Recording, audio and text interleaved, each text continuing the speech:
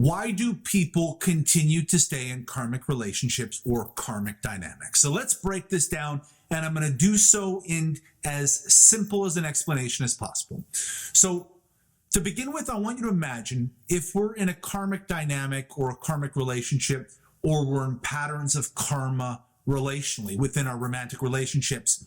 Imagine that we are allowing energetic cords to be hooked into us, meaning our external boundaries are allowing energetic cords to be hooked in us. And then if we are allowing energetic cords to be hooked into us, it also means that we are hooking into them.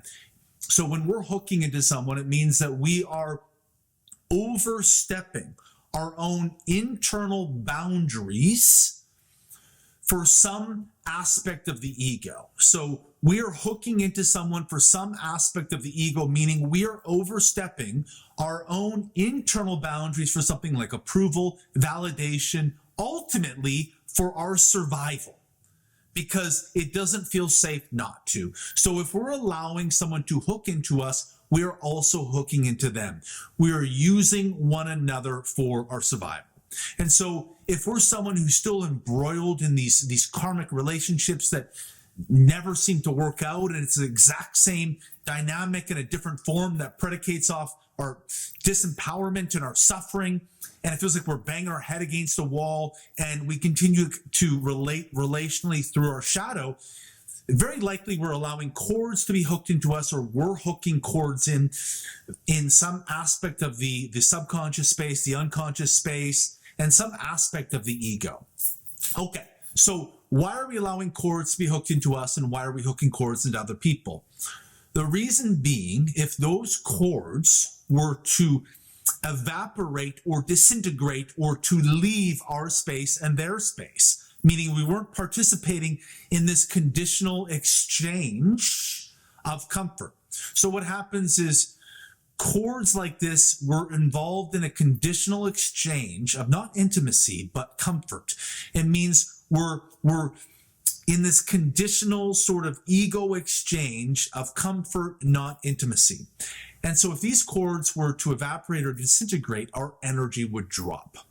So our energy would drop, and we would fully inhabit the totality and the full volume of our power and our radiance and our authentic self. Probably also what would come up is all the trauma, all the unworthiness, all the difficult emotions, the boredom, the discomfort, all those deep, deep feelings that we maybe don't want to feel when our energy drops. So we keep these cords up here in a conditional exchange so that our energy doesn't have to drop. One of the most common things we do as human beings is we find very convenient ways to either consciously or subconsciously or unconsciously neutralize feeling good. Means we have ways to neutralize our power, ways to minimize, dilute, to filter, to dampen down our vibration, our frequency, our power, our radiance, our joy, because we learned at some point it wasn't safe. We weren't seen, we weren't heard, we weren't validated, we weren't held in that experience. No one was there to witness us, to be able to reinforce. And so we're involved in this unconscious cord entanglement as a way to attempt to try and co-regulate. We're trying to co-regulate our system in some pattern or identity that's no longer working, meaning we're becoming soberly aware that this pattern is fueling our suffering, our disempowerment, our shame, our guilt, our stagnation, our life not moving forward. And so when those cords go away, we drop into ourselves. We fully inhabit and meet ourselves. And that's not a safe experience. Or maybe it's safe now, but at some point in time, it wasn't safe. So the body holds on to these cords because it's terrified. If those cords go away, I fully have to step into myself. I have to fully step into and inhabit my power. And it wasn't a safe place to inhabit our power at some point when we were younger. Right? So that's why we're involved. We're trying to survive because we're trying to neutralize feeling good. Because if those cords were to move away, we know we would step into our power. We know we would move into our hero or heroine story. and being in that power wasn't safe. Also feeling that good, feeling in that vibration, that frequency, it wasn't a place that was fostered or co-regulated. Meaning when we move into that vibration, I'm going to be all my own. I'm going to be all my own and no one else is going to be there. But that's actually how we heal it. When we move into a space where we can't feel any other energy but ourselves. And we learn to feel, okay, it's safe to be in my joy. It's safe to be my pleasure. It's safe to be in my ecstasy. It's safe to be in my power, my radiance, whatever it might be. And we learn incrementally that it is safe, but we have to take that risk. The other big reason why we get involved in karmic relationships, it's the same reason with any sort of like addiction that we might have, is that our dopamine receptors are all sort of out of whack and we're looking for that quick hit of pleasure. Ultimately, we're looking to self-soothe. We're looking for some form of comfort, right? The same reason why someone's life might not really change over a period of 5 to 10 years, because they're involved in the same coping mechanisms that predicate on their stagnation, off them being stuck, off them not really moving forward, because they're just trying to soothe and they're just trying to cope and just keep their head above water. So vibrationally and frequency-wise, we sort of stay the same.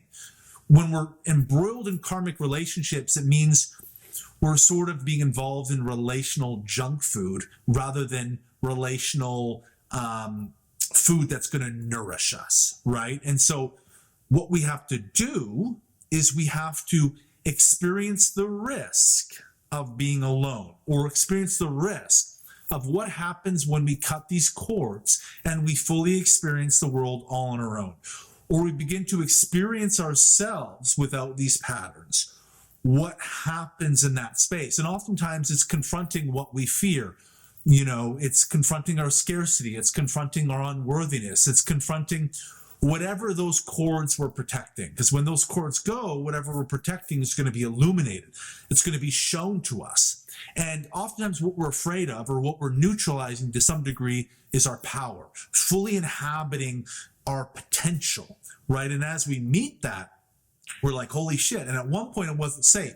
Even if it is safe now, the body still feels it isn't safe. And so what happens is now we're contributing to something bigger, right? So when we're involved in all these karmic relationships, it's essentially the same thing as we're trying to create an epic relationship without changing. We're trying to create a sacred union without any risk.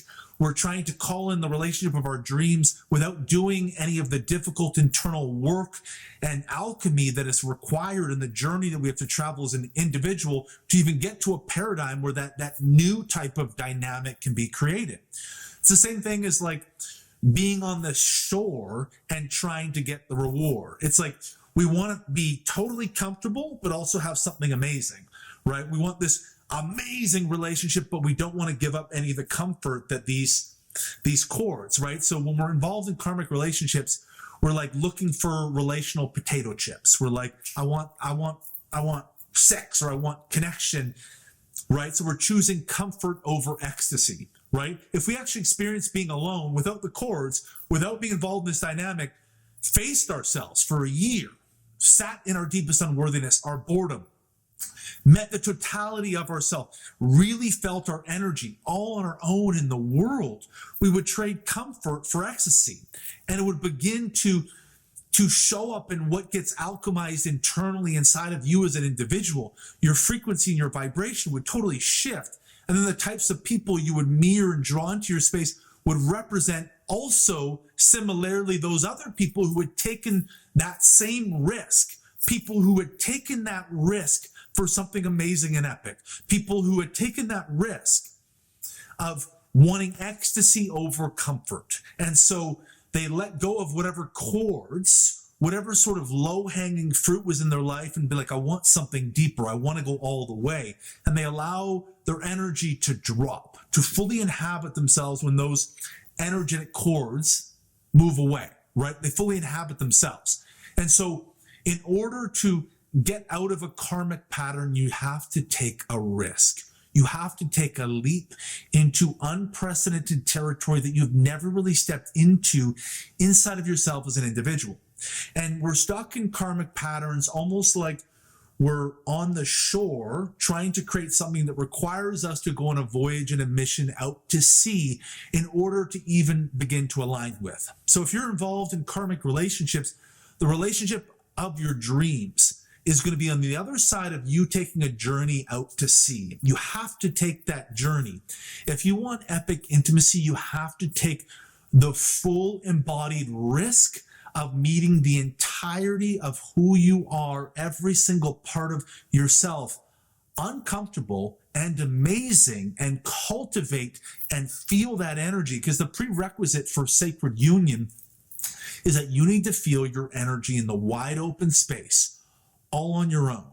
And as an individual in your own body, you need to start creating something frequency and vibration wise in your life that has never existed before you, that you've never been in this space frequency and vibration wise, and you're willing to take the risk of letting go of these cords because you wanted something greater and deeper.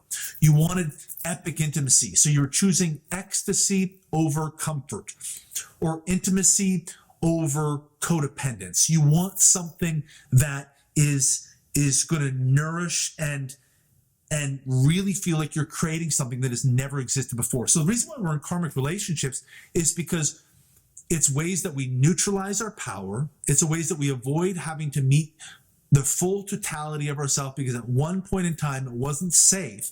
And karmic relationships are the relational equivalent of being stuck in addictive patterns where our dopamine cycles and dopamine receptors are all sort of out of whack. Ultimately, we're looking for pleasure rather than peace. And there are ways that we're trying to feel good really, really quickly, right? Rather than being able to really sit with ourselves, face all of ourselves, and begin to walk a path where we can actually create something that is really more in line with what we ultimately want. So there are sort of cycles of recreation where we keep going for the low-hanging fruit, or ways that we're trying to feel really good really quickly. And ultimately, it's because we know when those cords go that we're going to be in our power. We know that we're going to feel all of ourselves. We know that we're going to have to feel the impact of that core original trauma, that unworthiness, whatever discomfort we don't want to have to feel. There are ways that we're trying to feel really good really quickly. And so when you really let go of those cords, you're going to drop into yourself. You're going to feel the full volume of yourself. And so you have to take that risk. So amazing intimacy requires, so to create a relationship that even has you in a place where two people can meet, come together, and co-create epic intimacy, it requires two people on their own individual paths being willing to take that risk. Karmic dynamics are two people that are not willing to take a risk. They're two people that continue to not move to the total depths of that unworthiness, or they're not ready to, and they continue to recreate something that's familiar, something that is based off their addictive cycles, their addictive patterns. They're searching for quick hits of dopamine. They're ways that they're trying to self-soothe and comfort themselves rather than fully meeting themselves. Quick hits of comfort rather than long arching epic creation of ecstasy, right? And so it requires risk. Intimacy requires risk. And in a karmic relationship, you're searching for comfort. You want something quick. You're trying to create that epic relationship without giving up any of that safety. And so that's a big thing. You have to give up that safety. And what happens when you're usually about to shift a karmic relationship, that connection doesn't actually feel safe anymore. It's becoming totally illuminated. Oh my God, this is predicating off my suffering, my pain, my disempowerment. This no longer feels good. But there often is a period of time where the karmic pattern no longer feels good, but you're still continuing to exist in those patterns until you're ready to finally shift. And you're like, hey, I'm finally ready to meet the entirety of myself. So the image you can imagine is that karmic relationships, there's cords coming from the other person into you, and you're putting cords into the other person. You're using one another.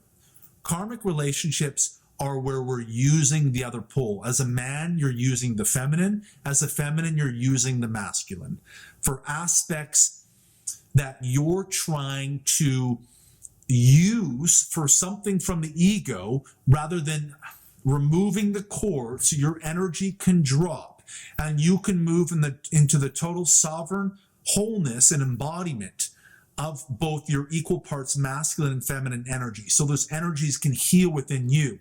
So they're conditional exchanges of comfort where you're using the other pole, whether it be masculine or feminine, to avoid having to meet the entirety of yourself. As you remove those cords and your energy drops all the way down into your root and your sacral, you're able to move into a really, really clean vibration, frequency, and energy where now you can be of service to the opposing magnetic pole, the masculine or the feminine. You're in a wholeness and a sovereignty and a balance of those energies within you, and you can truly be of service to that other energy. And that's where you move into more of a vibration of true love, of love as an action, of how can I be of service energetically to empowering you and helping you heal, rather than using you for my survival, using you as like I'm sucking on my thumb because I'm afraid of myself. I'm afraid to meet the totality of my power. So these are some of the most common ways why we continue to exist and coexist in karmic relationships and karmic dynamics. So when you allow those cords, when you look at the ways your ego is using either the feminine or the masculine, and you look at the ways you're allowing other people to hook into you because you get something. If someone's hooking into you, you're also hooking into them. So when you address those cords and you take total radical accountability and responsibility for that, you can actually begin to experience your power and take the risk that is necessary in meeting the totality of yourself to eventually down the road create something that's going to be of epic intimacy. So that's why people continue to exist in these dynamics. So if you like this video, if you resonate with it, please give it a thumbs up. Send it to someone who might be struggling in a dynamic like this, and a video like this might be able to help them gain some clarity and courage on their path. And of course, if you haven't already, please subscribe to my channel so that you can be updated when I launch more content just like this one. We'll see you in the next video. Hello everyone, and thank you so much for watching my latest YouTube video. If you enjoyed this video, I have lots of other related YouTube content that might percolate your interest off to the right side of the screen. And if you would be so inclined to like, comment, and share this video with a friend, and of course, if you haven't already, subscribe to my channel.